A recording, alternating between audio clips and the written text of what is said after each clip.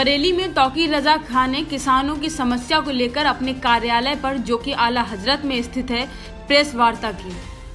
कि पूरे हिंदुस्तान में एक बेचैनी का माहौल है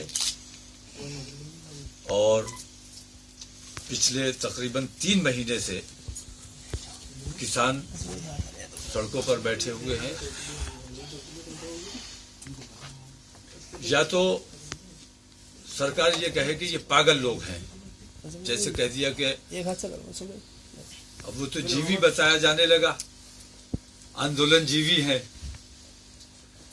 आंदोलन कोई अपनी खुशी से नहीं करता है। गांधी जी भी आंदोलन जीवी थे और गांधी जी की तरफ पे आंदोलन किया जा रहा है।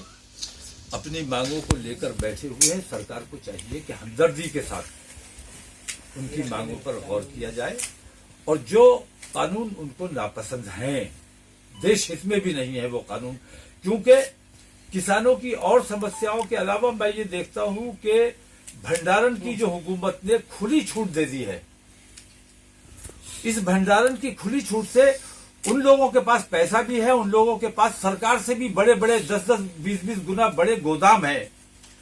भंडारण पर अगर पाबंदी इस तरह खुली छूट दे दी जाएगी तो मैं ये समझता हूं कि कोरोना से मुल्क के वो हालात खराब नहीं हुए थे जो आने वाले वक्त में इस भंडारण की वजह से होने वाले हैं। हमारे यहाँ इस्लाम में भी जखीरा अंदोजी को मना फरमाया गया है। जखीरा अंदोजी न मुल्क के लिए बेहतर है न आवाम के लिए बेहतर है।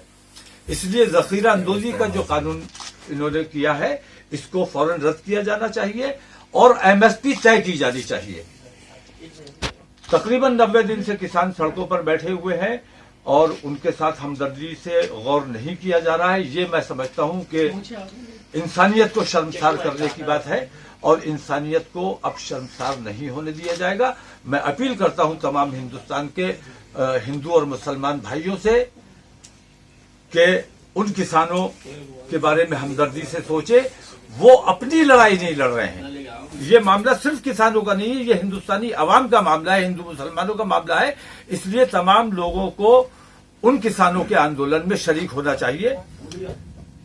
अभी 2 रोज पहले मेरे पास खबर आई, रामपुर में एक वाकया हुआ। रामपुर के लोग गए थे, जिम्मेदार लोग वहां के किसानों के आंदोलन में, वहां से वापस आए हैं तो वहां के एसपी ने अकेले में कमरे में ले जाकर उन लोगों के साथ बदतमीजी की कि क्यों बे तू किसानों के आंदोलन में क्यों गया था।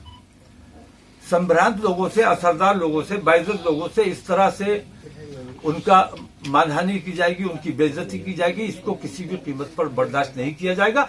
आज किसान बैठा हुआ है, कल से तमाम हिंदू और मुसलमान इंशाअल्लाह बैठेंगे और मैं तमाम अपने भाइयों से अपील करता हूं कि उन किसानों के आंदोलन में हम सबको बढ़ चढ़कर हिस्सा लेना चाहिए और सरकार जब तक किसानों की बातों को मान डाले, क्योंकि वो बात किसानों की नहीं है, वो हिंदुस्तानी अवाम के लिए लड़ाई लड़ रहे हैं और हिंदुस्तानी अवाम की हैसियत से हमें उनका साथ देना चाहिए, उनकी मदद करनी चाहिए।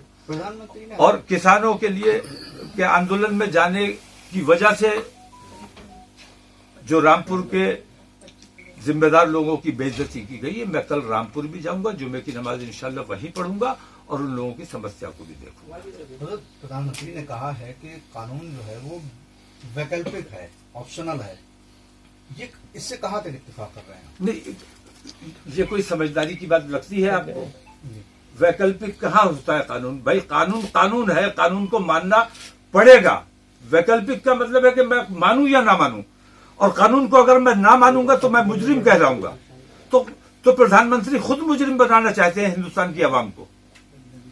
कानून कानून होता है और जो कानून है उसको मानना हिंदुस्तानियों की जिम्मेदारी है, मानना पड़ेगा और नहीं मानेंगे तो अपराधी कहलाएंगे। तो प्रधानमंत्री तो बराह रास्त हिंदुस्तानी अवाम को अपराधी बनाने का रास्ता बता रहे हैं।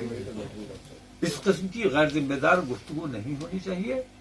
किसानों की समस्याओं को, हिंदुस्तानियों की समस्याओं को गंभीरता के साथ, संजीदगी के साथ और हमदर्दी के साथ गौर करना चाहिए।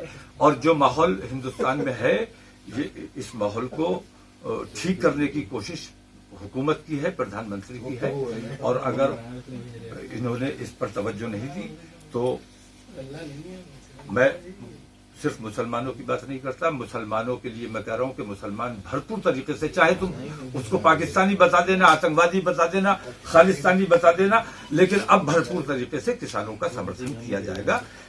उनके साथ जो अन्याय हो रहा है अब उसे बर्दाश्त नहीं किया जाएगा।